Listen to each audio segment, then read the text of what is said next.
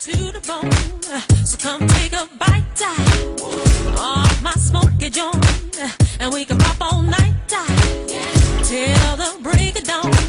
Come on, sing it. So go ahead, put on your raving shoes, top it up with a drink or two, mix it up. What's going on, family? Welcome to the Tariq Elite Radio Show, and I am your gracious host, Mr. Tariq Elite, and we're going to chop up some good game on today's show. We're not going to take any phone calls on today's show. We're just going to spit some of that hot fire, spit from the survival scrolls, make it do what it do.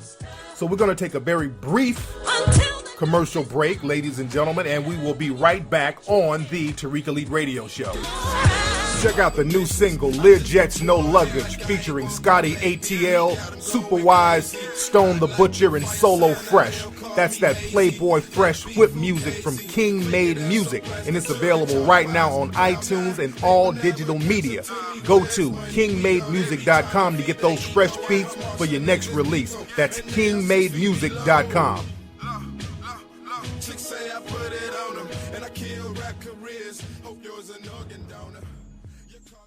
5links.net/Blackstar Enterprise. Ladies and gentlemen, that is your one-stop shop for all of your essential products and services, which range from affordable healthcare insurance and other healthcare alternatives. They also have business enhancements, energy, security, home phone, and cell phone services, as well as TV and internet services and much more. Go to 5links.net/Blackstar Enterprise, and under the products tab, that's where you can get the most out of all of the essential products that's on the site. You're now tuning into the King of Game, Tariq Elite, on Tariq Elite Radio. What's up, family? Welcome back to the Tariq Elite Radio Show, and this is your gracious host, Mr. Tariq Elite, also known as Tariq Nasheed. Don't forget, family, go to TariqElite.com to get all that fresh fly gear if you have not gotten that fresh fly gear already. We got the button-down shirts, the boots, sunglasses, all that good stuff to keep you nice, fresh, and dipped.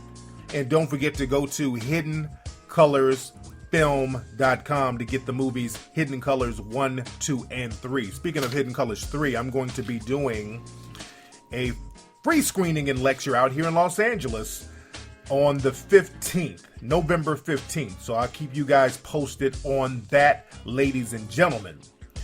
Now let's chop up some game. A lot of stuff I want to talk about. I want to talk about that street harassment video that has gone viral that a lot of people have sent me. I'm going to talk about that a little bit later on the show. I want to get deep into that. And some other things I want to talk about. Speaking of being out here in California, all my California folks, let me give y'all a heads up on something. Let me warn y'all about this new scam that's going on out here. It might be going on in other places, but out here you got to be particularly careful. I saw a video, well, not a video, there was a story that Oprah Winfrey was down in Miami. And she was coming out of I think a restaurant, and she had her driver driving her car. And there were a lot of people outside taking pictures or whatever. There was a white lady whose foot got caught under the wheel of Oprah's car. So Oprah immediately jumped out, made sure the lady was fine. Oprah was taking pictures with the lady and, just making sure she was straight. But Oprah made sure she took a lot of pictures with the lady, and the lady appeared to be fine. The lady seemed like she was very glad that Oprah took pictures with her. And a lot of people were saying that, Oprah might have to break bread, which she might or may not have to do. But Oprah did something that was very smart. She got out and took pictures just to show that this lady was fine after the quote-unquote accident. That was very smart of Oprah to do. Now, I got into a situation out here in California earlier this year, a quote-unquote hit-and-run situation just like that. And I talked about it briefly on one of my early Ustream shows from this year. I was coming out of a drugstore, out of Walgreens down the street from my house, picking up a prescription. And this Hispanic gentleman literally just rode his bike right in front of my car. And I wasn't going fast, I wasn't even driving. I was basically pulling out into traffic. This guy was riding his bike against the grain and literally just rode his bike in front of my car. He fell down and got up, and we really couldn't understand each other. He was speaking, Spanish, pointing the finger, kind of sounded like he was saying, you did it, but he got up, and I got out the car. I'm like, hey, man, damn, because I was kind of ticked off that the dude ran his bike right in front of my car. I'm trying to make sure that I didn't get any scratches or scrapes or anything on the car. And the guy, we try to communicate back and forth temporarily, and the guy just kind of walks off on his bike. He picks his bike up and walks off. I was like, okay. And I'm still like, Now, I should have taped that. I didn't tape it because I didn't think anything of it. This guy riding down the wrong side of the street. He's riding on a sidewalk. And he's definitely in the wrong. And I think he knows he's in the wrong. I'm like, next time, just be careful. So I get in my car, go home. Not even thinking about it. A couple of months later, I get a letter saying that I've been involved in a hit and run. And I'm like, whoa, what the hell? And I forgot all about the whole bicycle thing. I'm like, I wasn't in no damn car accident. They got me fucked to the up. And the letter was from the police out here. And they were saying, well, you need to holler at us before a certain date, or we're going to put a warrant out for your arrest for felony hit and run. I'm like, whoa, let me get on the phone with this lawyer. So one of my lawyers contacted the police, and they found out it was the situation with the guy on the bike. I'm like, what the fuck? Okay. So I said, let me go down here. Me and my lawyer, we went down to the police station. I gave a statement with my lawyer. I'm like, hey, this is what happened. I got out and I talked to the guy, and the guy told the police that I ran him over, rolled down my window, yelled out, "You're stupid," and drove off. And there was a so-called witness to corroborate the story, and the witness followed me and got my license plate. I'm like, wait a minute. Okay, this is such a scam that they got going on. So I gave my statement, and this was a few months ago, so I'm thinking everything is cool. So then I get another letter, I think last week, saying that I'm being charged for hit and run. After I gave the statement. And, this guy, the guy who ran into my car, he contacted a lawyer. They contacted my insurance company. He claimed every injury known to man. This motherfucker done got Ebola, broken foot, gout, chlamydia. He got everything because he ran his bike into my car. So he's just acting like he's totally disabled at this point. And my lawyer goes down to the arraignment and everything and come to find out that they've determined that I'm not at fault for the quote-unquote accident. The police and everything, they found out that I'm not at fault at all for the accident because they've acknowledged, and based on the guy's testimony, he was going down the wrong way. He was going against the grain of traffic. He was riding on the sidewalk on a bike, which is illegal in California. So he was definitely in the wrong. But they got a thing out here in California. Being liable for an accident and hit and run is two different things. That's two separate charges. I didn't know that. So if a person hits you and they're in the wrong, if you leave and they say, okay, this motherfucker was in an accident with me and he left, all they got to do is just say he hit and ran, and that's still another charge. So I didn't know that. But again, so now, even though it's been determined that this guy was in the wrong, now I got to prove that I didn't just run off. That's why I'm kicking myself in the ass for not taping or taking pictures of the dude while I was talking to him. Because that way they can still kind of hustle some paper. And unfortunately, I think my insurance company they got to pay this dude money. Now, no money is coming out of my pocket to the dude. But just the fact that I got to, get lawyers and all this old bullshit. And this is a scam that they got going on. It clearly sounds like the guy on the bike and the so-called witness are working with each other. And that's a cool little scam. If you know how to do it, that's a cool scam to run. Because they obviously knew the law and knew what to do and knew how to work it so they could get something out of the deal. So I say all that to say this. And again, and I'm going through a whole bunch of shit now, and everything is going to be fixed, but I had to go get booked. I didn't get arrested. I had to get booked and fingerprinted and all this stupid shit. And, my lawyer's a good lawyer, but just the fact that I got to go through all this stuff based on some scams some people are trying to pull. And although I've said this before, you might not commit a crime, but you'll never know when you're going to be accused of one. So you always got to be on your P's and Q's. That's why it's very important to videotape stuff. And I told people before, I got some video cameras, some miniature video cameras that I'm coming out with pretty soon. We're working on those now. And we got to just start videotaping, not just incidents with the police, but with everything. We got to start videotaping it, because when it becomes your word against other people's word, and the other people are in the dominant society, and in this case, there are a lot of more Hispanics out here than brothers. So if I go to court and there's a bunch of Hispanic jurors, they're going to be more biased to side with that dude, I'm assuming. You dig what I'm saying? Even though the guy is clearly in the wrong. So it's very important to understand that. And I say that to say, keep your cameras on you, family. If you ever get into any kind of fender bender or altercation, videotape, immediately take pictures. Immediately take pictures, so it never boils down to your word against theirs. Because that your word against theirs thing, it bites you in the ass. But anyway, I digress as far as that. As we know that Halloween is coming up next week, I've been talking about a lot of stuff on my Facebook and Twitter. A lot of the white supremacists are getting their racist Halloween costumes out the closet. They're already starting. There's a whole bunch of racist Halloween costumes.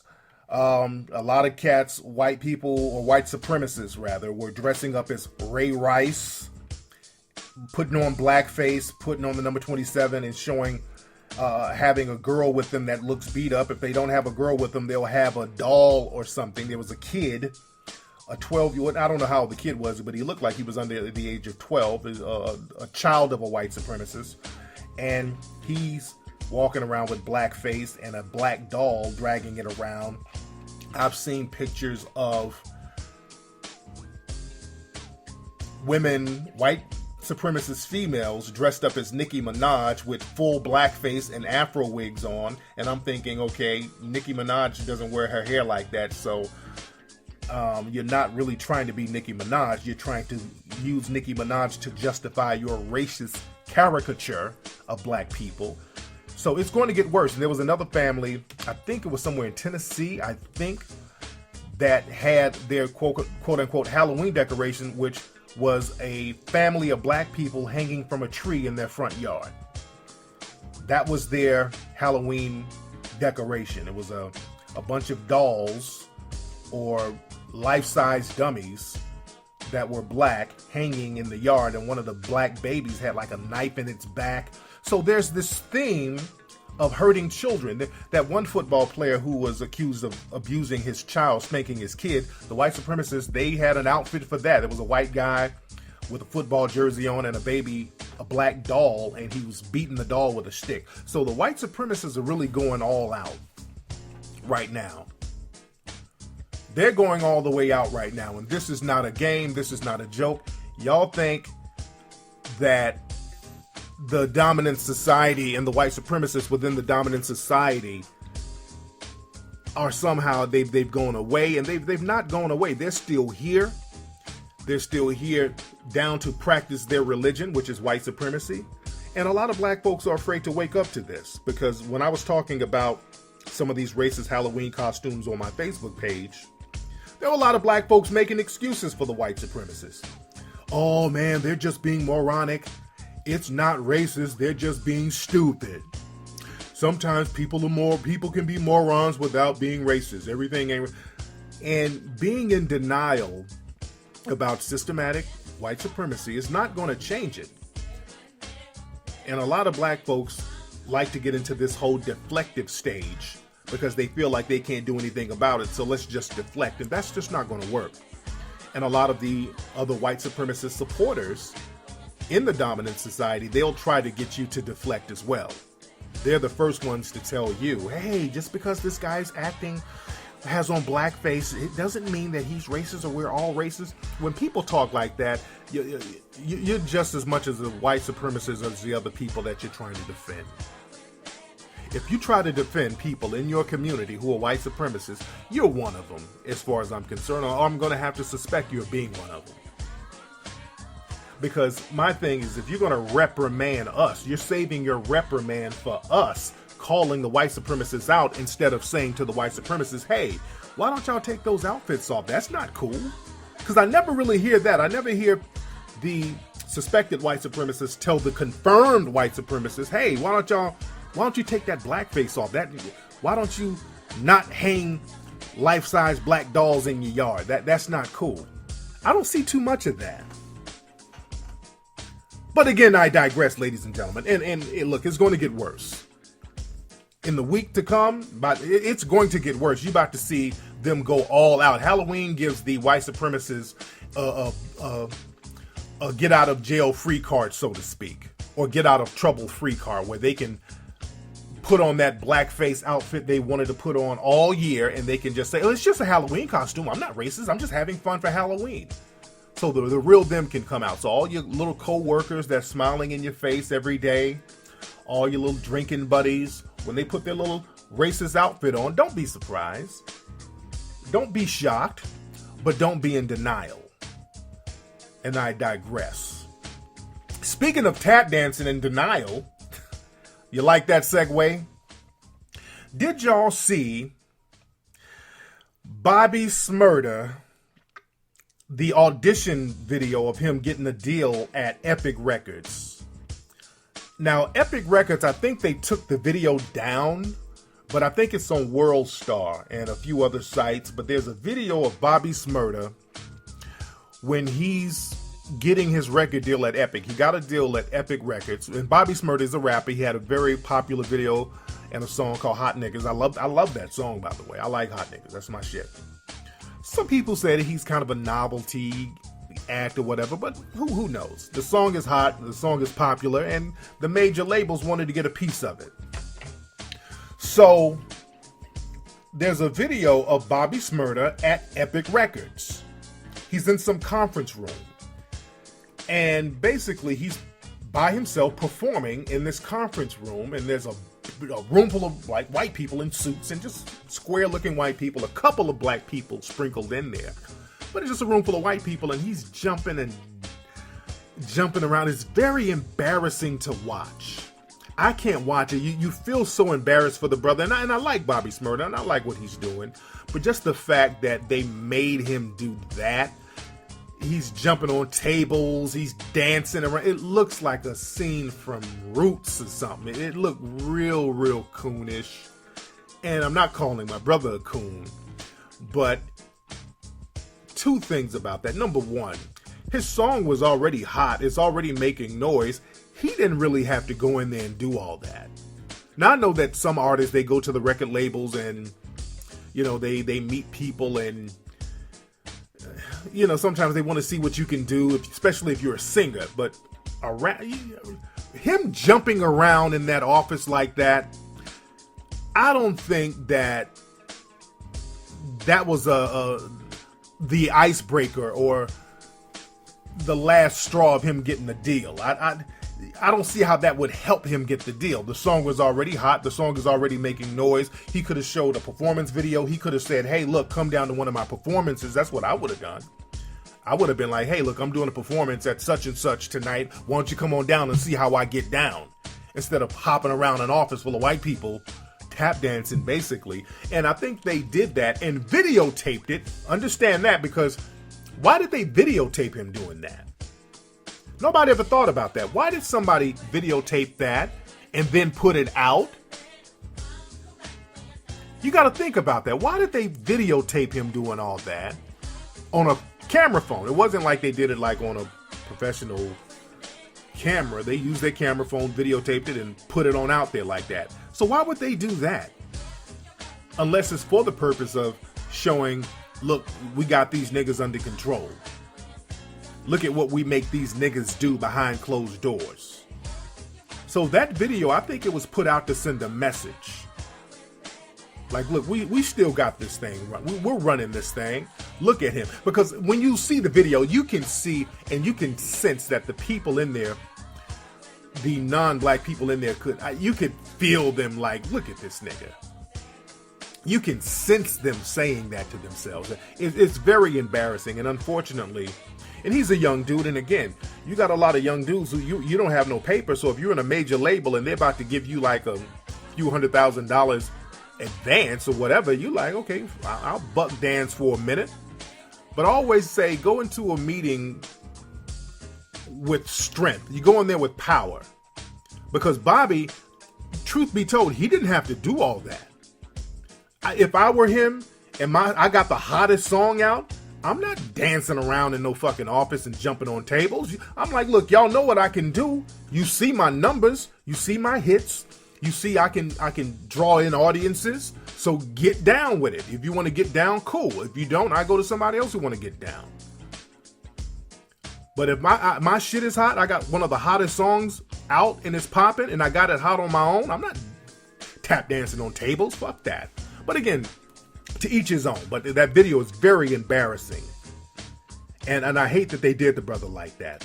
But I digress, ladies and gentlemen. So let's get into that whole street harassment video thing.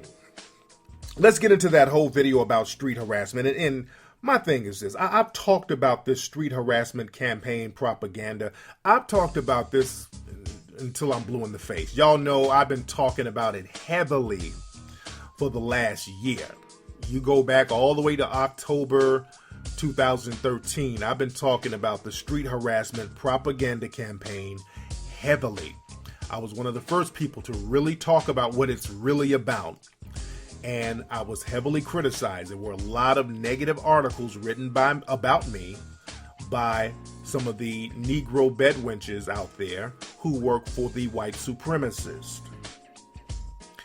Namely, a lot of people who write for ebony.com. Brother Pratap pointed this out. This brother wrote a great article about a lot of people who were slandering me. It's a real major coincidence that a lot of them work for ebony.com, which is white owned. Why is ebony.com's black writers slandering me all in unison? That's because somebody on top told them to, because they are trying to slander me because I'm bringing the truth about this whole campaign, and I've been bringing it from day one. I've been telling people from day one, this whole street harassment campaign, it's going to be used to replace stop and frisk. That's why they're going heavy with it in New York. In New York, they're going real heavy with it. And when I first heard about the campaign, I knew that there were some red flags there. So there's a new video that came out yesterday. It's a video of a white lady walking around New York. The video says that this woman walked around New York for 10 hours, and this is what she experienced as far as street harassment. So she's walking around, and the video was edited down to about 1 minute and a half. It was edited down. So throughout the whole video, basically, it's a bunch of black men speaking to this woman, and they're considering that harassment. A lot of the men were saying stuff like, hello, good morning, God bless you, how are you? Some men were like a little more thirstier, like, damn, hey, beautiful. And they were saying stuff like that. A lot of the guys were kind of polite. Then there were a couple of guys who seemed like they were kind of following her a little bit. Some people said that a lot of the footage on that viral video looked staged, and I agree to a certain extent. Some of that stuff does look staged because a lot of the guys who were speaking at this woman, they sound like they were mic'd up. You heard them pretty clear. Some of them sound mic'd up. Some of this stuff looked very staged. And a lot of people are talking about this video. This video's been out. It's gotten millions of hits already. So it's going viral. And the reason why this video has gone viral is because it plays on racial stereotypes and fears. It was very deliberate, and I've been talking about it since day one. This whole street harassment, they're using that as a ploy against black people, black males in particular, but black people in general. See, the thing is, this new viral video that's been on all the Yahoo boards and all these other websites that's been sharing the video, when you look at the comment section, and that's what I want you to do. I want you to look at the comment section of all the places where this video of this woman walking around being quote unquote harassed. All the comments in the comment section are most of them are white supremacists telling their true stories or sharing their true feelings. They're saying stuff like, well, look at this video. these niggas. Most of them are niggas. These niggas this. Blackies, darkies, it's just white supremacist heaven. The comment sections are telling the truth. White supremacist websites like Stormfront, they got a whole page dedicated to this video. So this street harassment thing, like I've been saying for the last year, it's playing right into the good old-fashioned white supremacist stereotypes about the rapey black man. And we got to understand this, family, because now, fortunately, more people are waking up now and seeing it for what it is. Now a lot of people are saying, hey, wait a minute, this looks kind of racially biased. Hold on, there's a racial undertone. So now more people, not a lot, because there are still people who are naive, but now more people are waking up to the racial undertones to this whole thing. And you got to understand, see, when you're poor, and this is why we got to get our economic game up. When you're poor, you can be exploited for money and political gain very easily.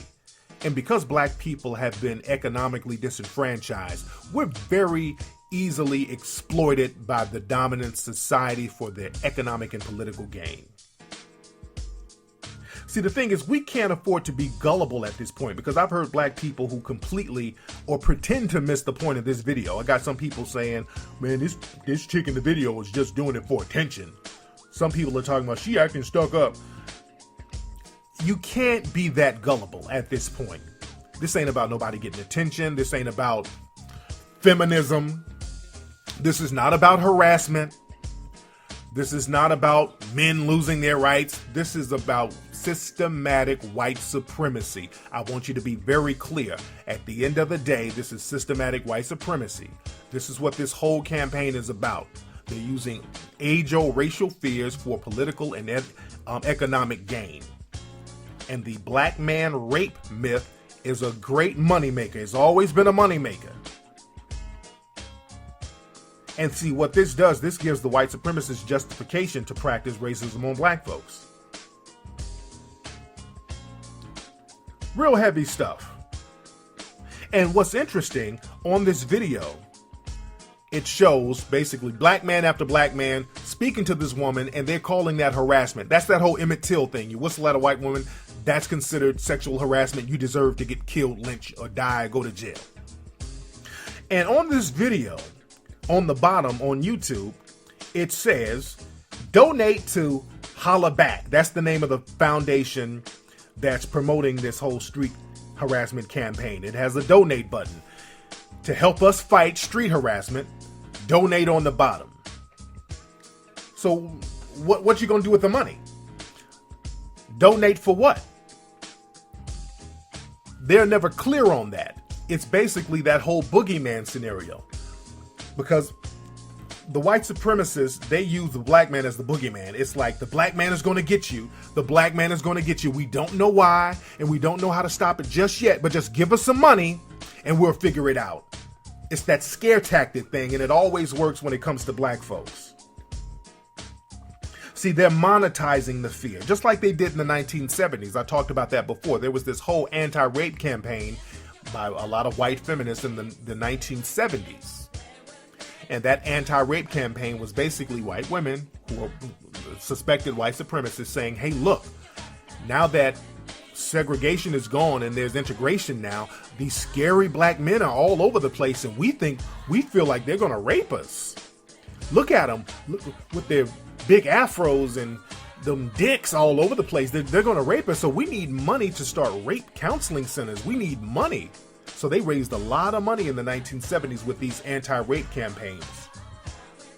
And they excluded black women, by the way. Just like with black women, they're excluding them from this street harassment thing. See what happened, and I talked about this last year, they used a handful of black women to justify targeting black males. Let me say that again. With this street harassment campaign, they used a handful of black women in the early stages to justify coming at black males. This is when I knew there was a red flag popping off with this whole street harassment thing, because the white supremacists, they know how to play chess. See, black folks play checkers. We see an opportunity, we just jump on that opportunity. We don't think 10 steps down the line. We see any opening, we jump on it because we've been deprived so long, any kind of pat on the head or butter biscuit we could get, we'll just jump on that. We don't think about the negative ramifications coming later on down the line. But what they did, when I saw that the suspected white supremacists in the form of white feminists were coming out to black females talking about, hey, I know we've neglected you all for so long, but come on, join us, sisters, for this new campaign we have against street harassment. Aren't you tired? Tell your story about street harassment, black women. Aren't you tired of street harassment by all these black guys out here? Now, when they did that, that was a red damn flag. And when I said that, some of the Negro bedwenches were attacking me left and right on social media. They can't attack in real life because they're not taken seriously in real life. But on social media, they were attacking, which I don't give a shit about that. Those are called social justice warriors. Look that term up.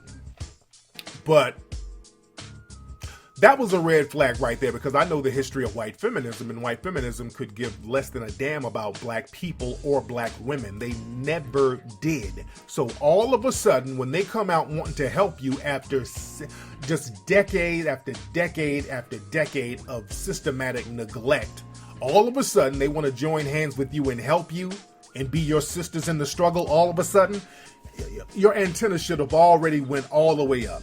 So I knew that was a red flag, and I said, wait a minute, they're setting up the con. And when I saw how they were doing it, they were getting a handful. And fortunately, most black women are smart enough not to fall for the okie doke. And that's the good thing. But that, unfortunately, you don't need all black women to jump on board. You just need a handful of Negro bedwenches, just one or two. You don't even need that many. But you get one or two Negro bedwenches and push them out in the forefront and get them to co-sign this street harassment and to shit on black men and say, hey, yeah, black men be harassing me all the time. That's all they need. They'll find a couple of Negro bedwenches, promote them heavily, then discard them.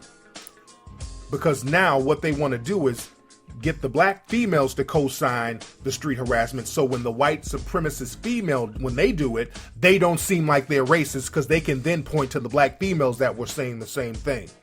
That's the new tactic now. Just like with black males who are coons.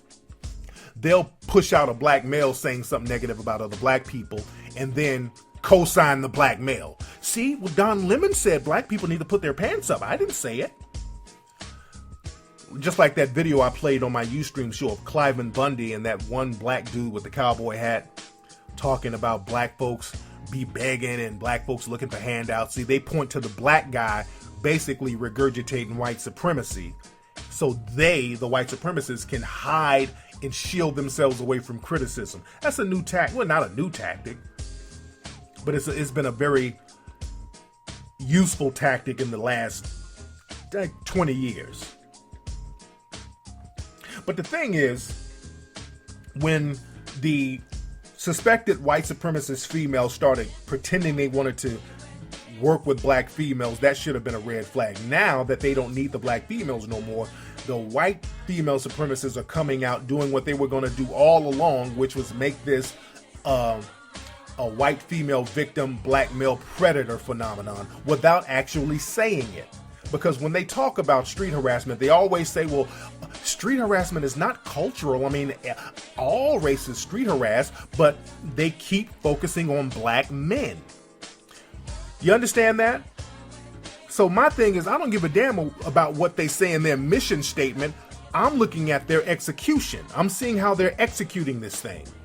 That's all I'm looking at.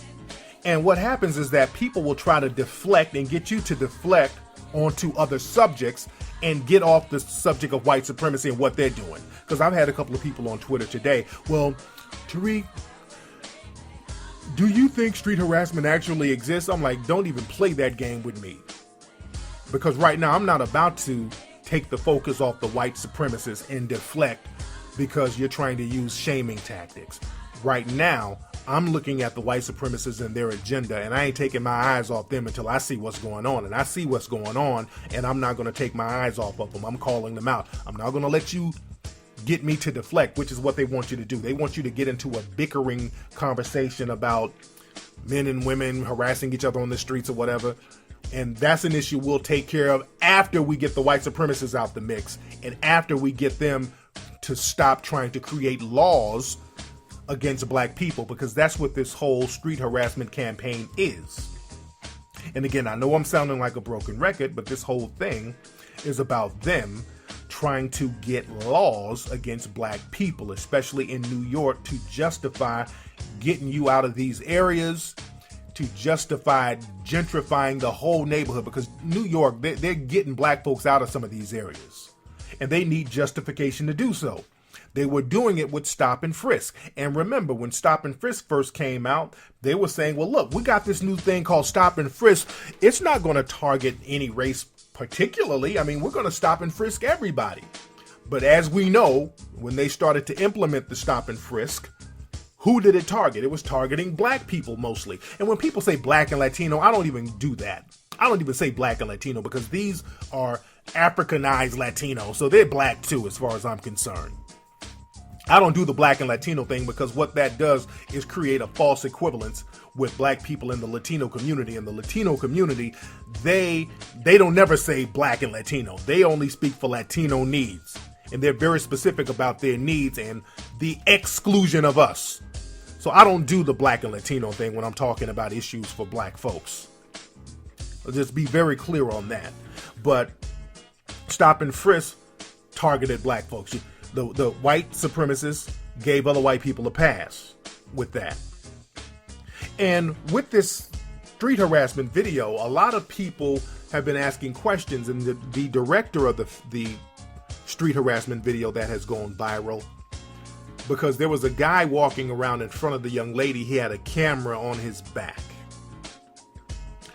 and he quote unquote directed this. And a lot of people are kind of asking him questions like, hey man, since you walked around for 10 hours and this woman was harassed by hundreds of people, how come it's nothing but black people on this damn video?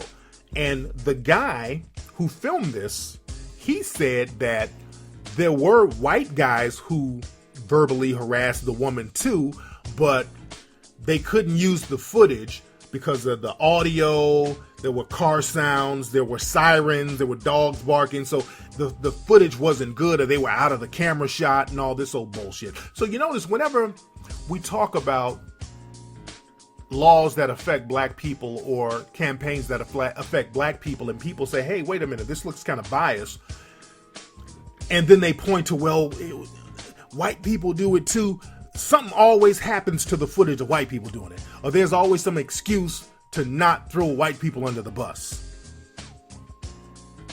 Just like with the whole war on drugs. We know that more white people do drugs than black people, but the majority of black people in jail. They're like, oh, we don't know. I mean, it's just how it goes. Nobody seems to know why white people are not being targeted if they're doing the same thing like black folks. Well, I know it's systematic white supremacy. White folks get a pass and black people do not. Because this is propaganda. That's how the game is set up. That's called racism. So this whole denial of racism, let's just stop that. You can't really justify it. That's what racism is.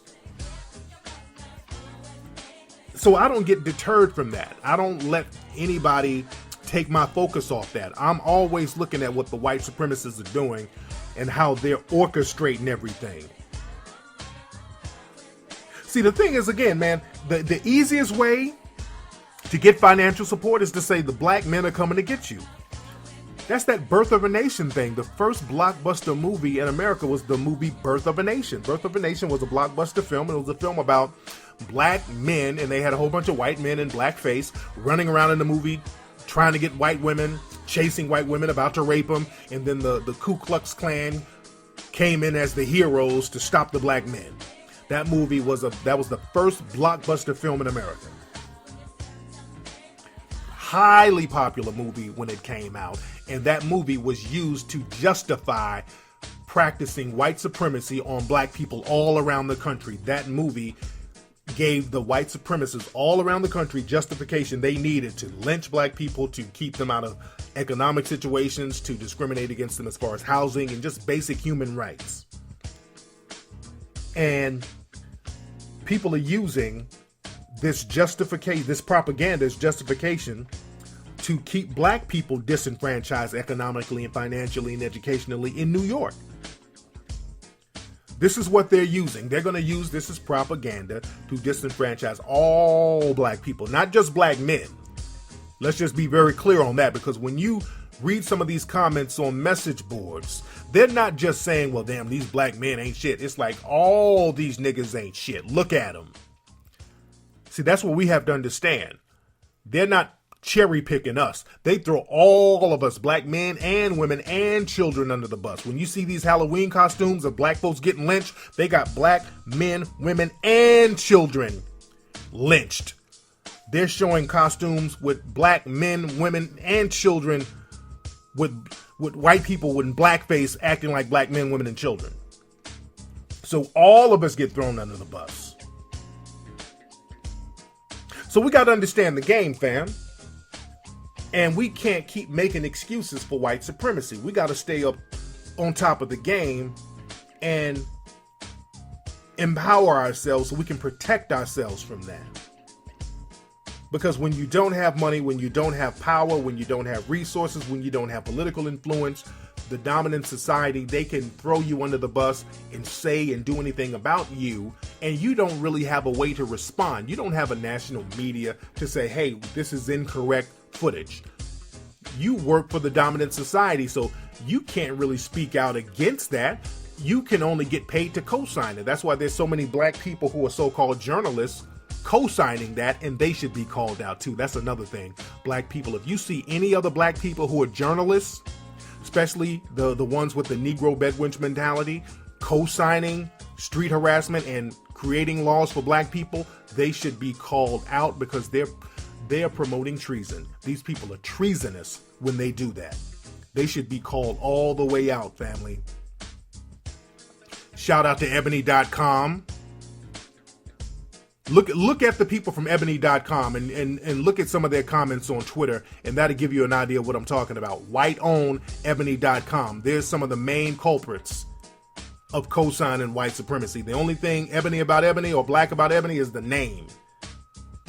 Think about that. But anyway, family, let's not fall for the okie doke. Understand how the game is being played. Don't let nobody pull the wool over your eyes. Stop co-signing systematic white supremacy. Stop trying to deflect. Stop putting your head in the sand, trying to pretend something doesn't exist when it's right there in your face.